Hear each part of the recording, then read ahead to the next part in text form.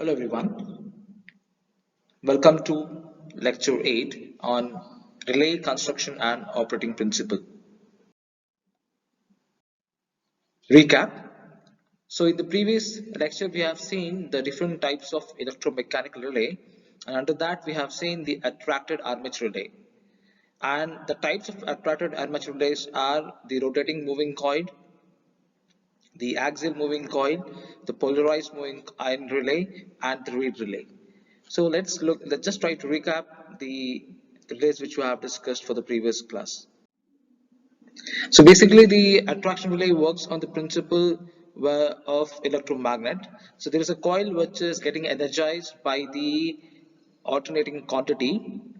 So when the current becomes larger, the magnetic field is produced. It becomes an electromagnet, and the flux which is there is going to create. So this will act as an magnet which attracts the armature or the plunger, making sure that the contacts with the trip circuits are closed.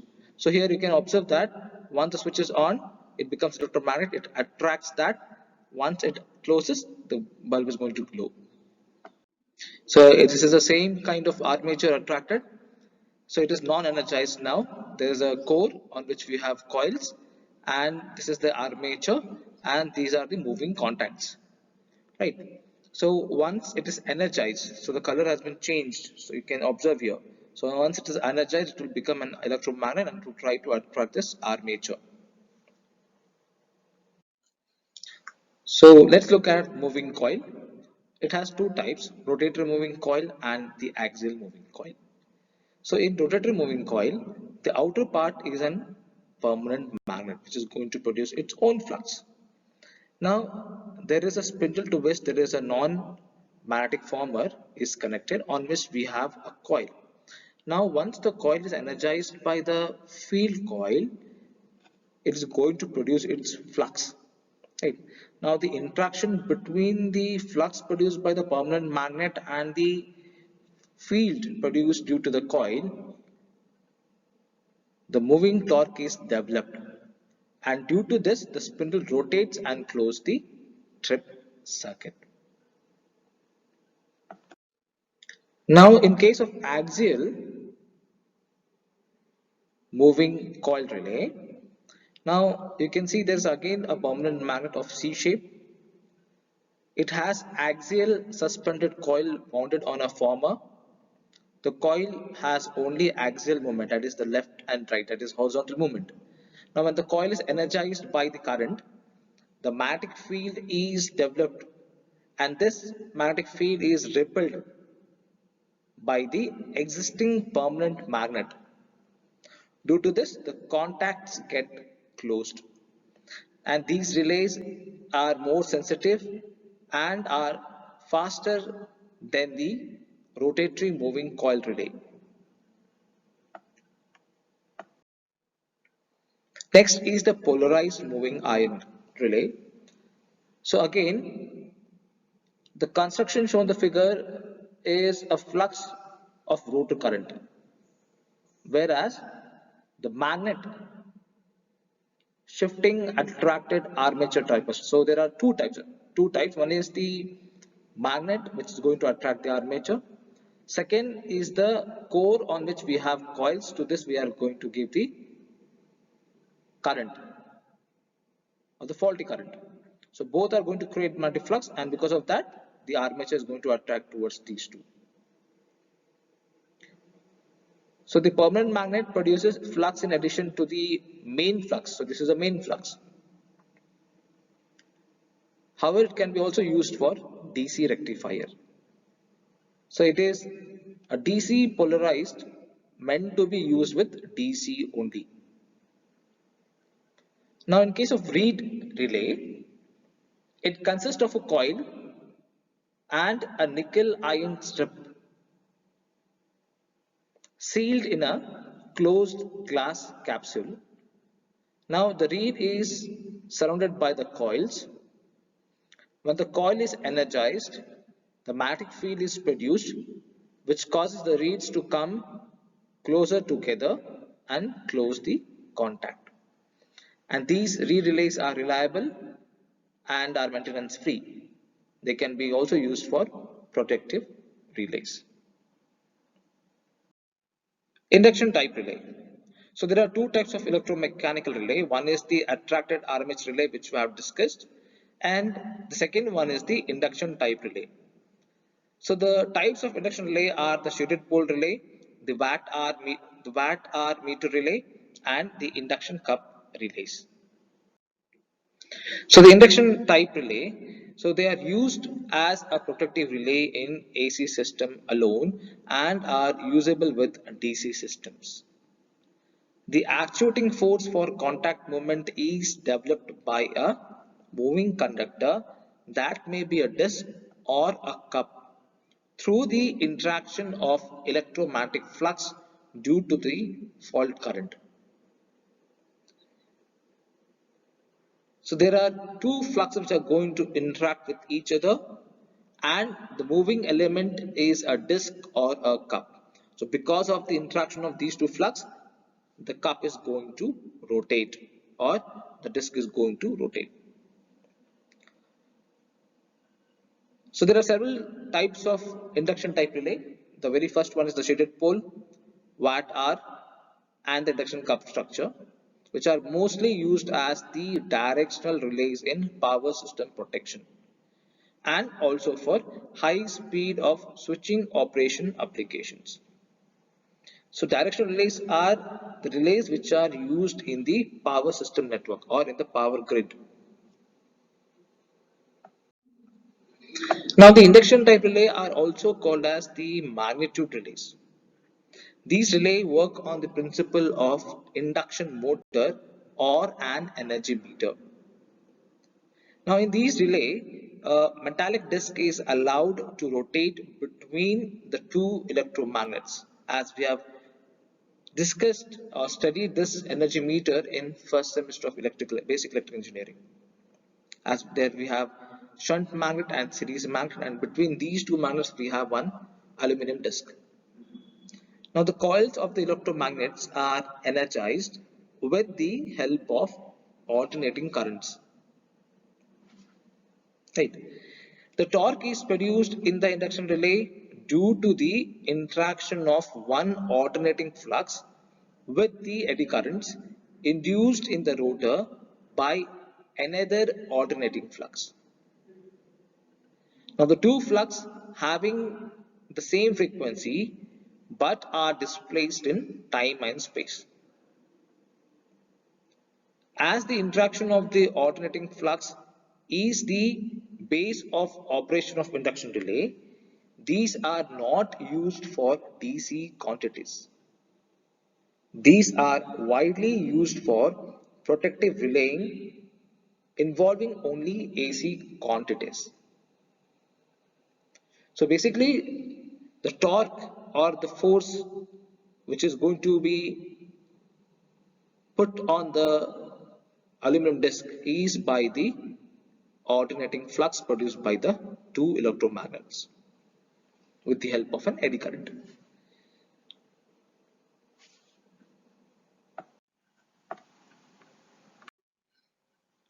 Now again, the types of induction relay. Based on the construction, the various types of induction relays are the shaded pole relays, the watt hour meter relay, the induction cup relay,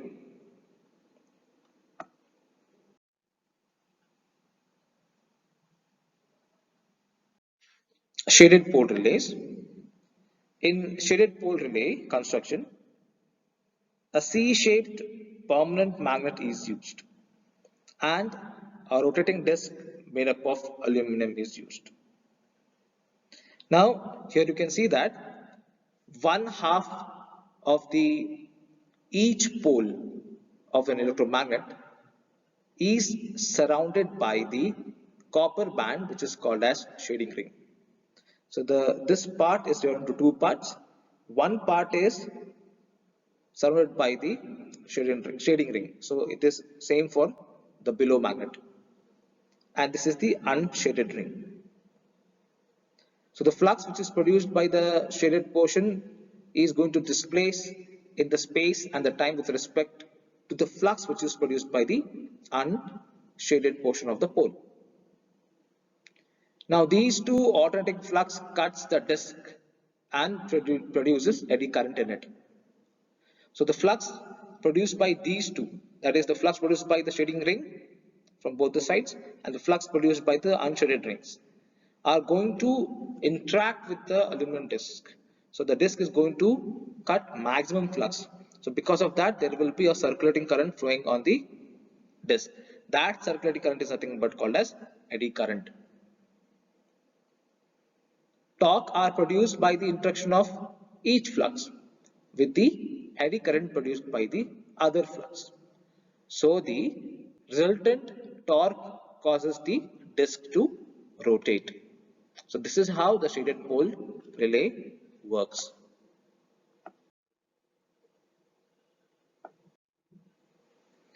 Now, what about static and mutual induced EMF? So if you apply an AC supply to a winding, because of that there will be current flowing in that. So once a current flows in the coil, flux is produced. So the flux is going to link with the conductor or the coil. If you place a coil beside this particular coil, the flux is going to link with the secondary, that is by a mutual induced EMF. So this is, if you look at the left part, this is only static induced EMF. If you keep one more coil beside this coil, that will be a mutual induced EMF. So flux linking with both the windings. Therefore, here also EMF is induced in the secondary coil. Watt-hour meter type induction relay. It consists of two magnets. The one is the E-shaped and the second one is the U-shaped. The upper E-shaped magnet carries both primary and the secondary winding. So the primary winding, which is a relay coil now. Now, the primary carries the relay current I1, which produces the flux Phi1. So here flux Phi1 is produced. Because of this flux, it is going to interact with the secondary coil and EMF is going to be induced in this secondary coil. Because of that, a current I2 is going to flow through the U magnet. Now due to this current I2, flux Phi2 gets produced in the lower magnet. Now this flux which is produced, that is the Phi2, is going to lag the main flux Phi1 by an angle alpha or a theta. Due to the interaction of these two flux Phi1 and Phi2, the torque is exerted on the disc and the disc starts to rotate.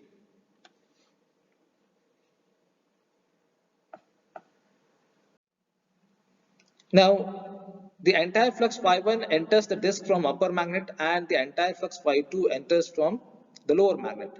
So we can write the equation as the torque which is produced on the disc is proportional to flux Phi1 and Phi2 into sine theta or sine alpha, as flux Phi2 is lagging Phi1 by an angle theta. So the feature of watt-hour meter type induction relay is that its operation can be controlled by opening or closing of the secondary winding. Either we can open or close the secondary winding to control the watt-hour meter induction relay.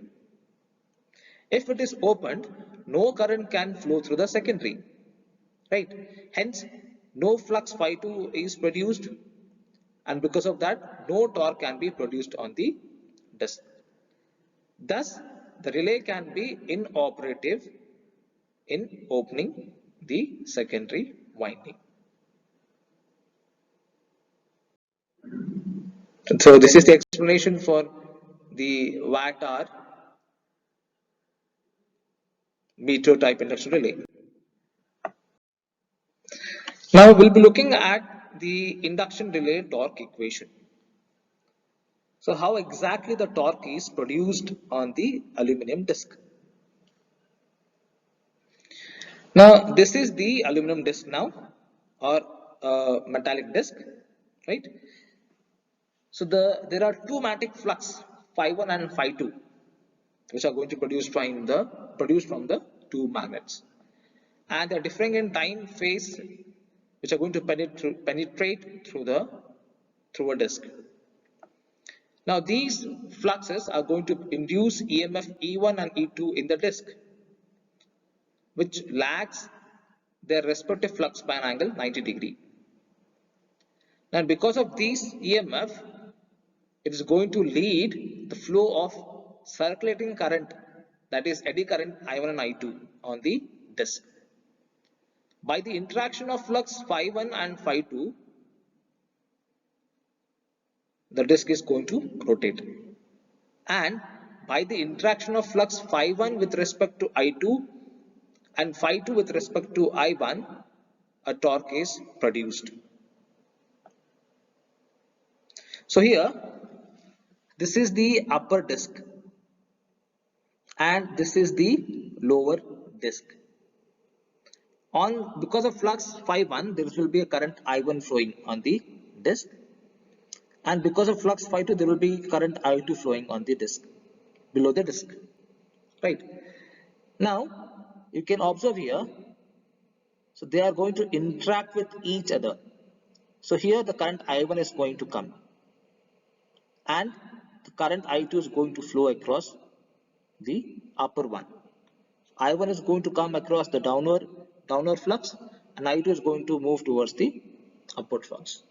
So because of the interaction of flux Phi1 with respect to I2, there will be a force F1 created, and because of the flux Phi2 and I1, there will be one more force created, that is F2.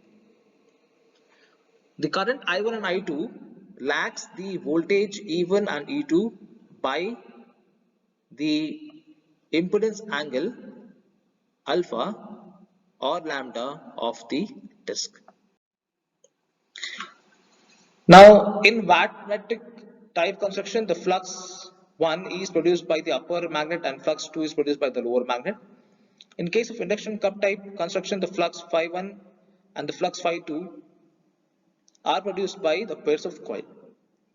Now as these fluxes are alternating in nature or the alternating quantities, they can be expressed as flux Phi1 is equal to flux Phi1 m, that is the maximum flux, into sine omega t, equal to Phi2 is equal to Phi2 max sine of omega t plus theta, where theta is the angle between Phi2 and Phi1, where Phi2 leads Phi1. Now because of this flux, EMF are induced in both Phi1 and Phi2. Therefore, the voltage induced in the rotor are E1 by the formula of electromagnetic induction, that is Faraday's first law. E is proportional to d Phi1 by dt. So the value of Phi1 is Phi1 max sine omega t.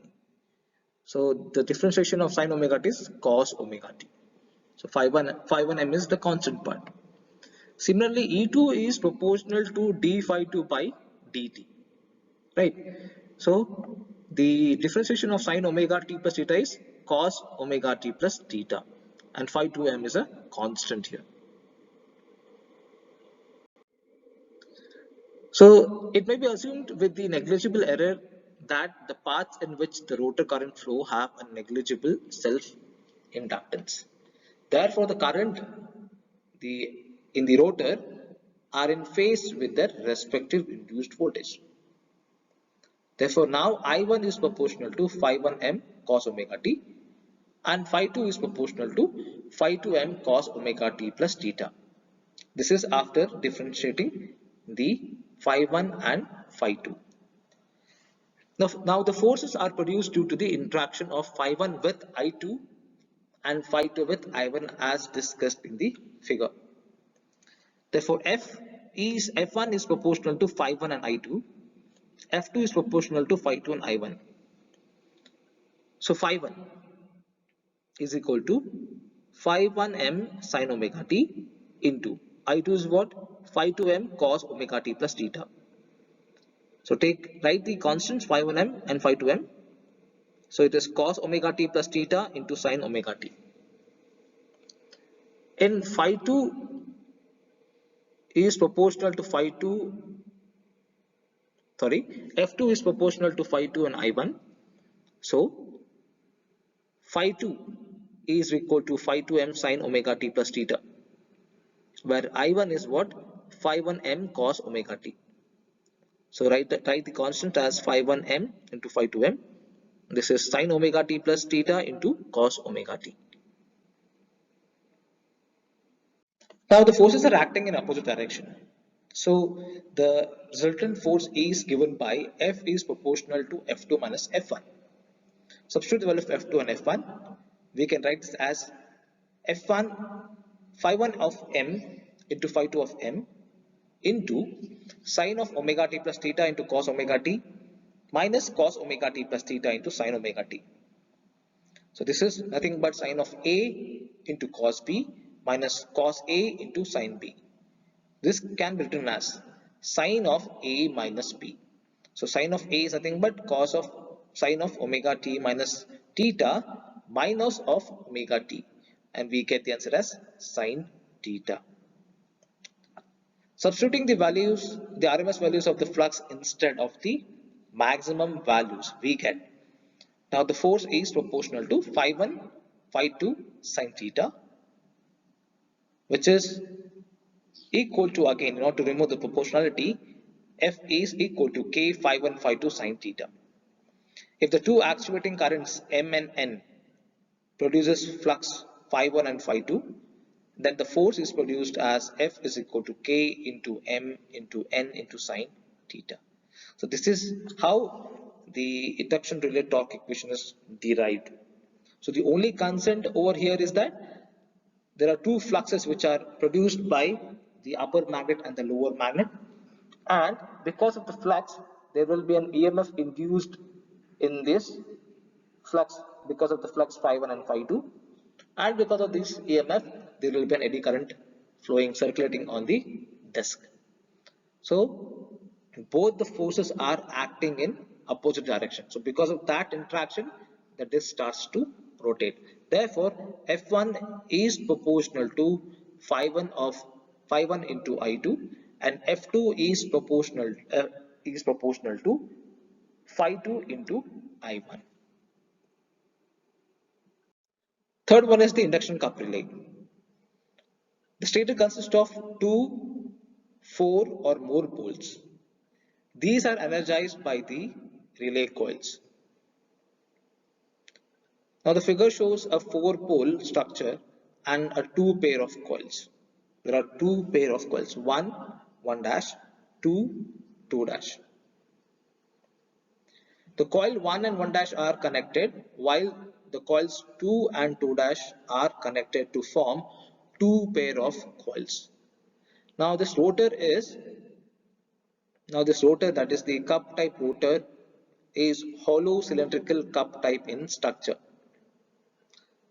Now compared to the induction motor, the difference is that in induction cup relay, the rotor core is stationary and only the rotor conductor portion is free to rotate about its axis, what we have studied in induction motor. Now the currents and the respective flux produced by the two pair coils are displaced from each other by an angle alpha or theta. Thus, because of the resultant flux in the air gap, which is going to rotate. So the rotating magnetic field is produced by the two pairs of coil. Due to this, the eddy currents are induced in the cup type rotor. Now, because of the current, it produces the flux, and the interaction of the flux or the interaction of the two flux produces the torque, and the rotor rotates in the direction as that of the rotating magnetic field, that is RMF. Now a control spring and a backstop carried on an arm attached to the spindle of the cup and are responsible to prevent the continuous rotation. So the induction cup relay is almost the working principle as same of as induction motor. So this is the explanation. Thermal relay. It works on the principle of heating effect of electric current in a relay coil. So the relay is going to sense the temperature of the relay produced by the current. So here a bimetallic strip is used and the strip is mounted above the resistance coil, which is going to carry the necessary current to produce the necessary effect. Now the spring is used to make a contact between the contacts and the strip. Now when the current exceeds a certain uh, value, or if the current exceeds the preset value, then the strip gets heated up and it tries to bend. Due to bending of the strip, the spring opens the contact and the current is interrupted. And these thermal relays are commonly used in protection of low voltages such as AC and DC motors. So this is how a thermal relay works. So in this session, we have discussed the different types of induction relays such as the shaded pole, the watt-hour metric induction relay, the induction cup, and the thermal relay. But thermal relay is not based on induction relay. It is again a different kind of relay. This is the explanation for that. Thank you.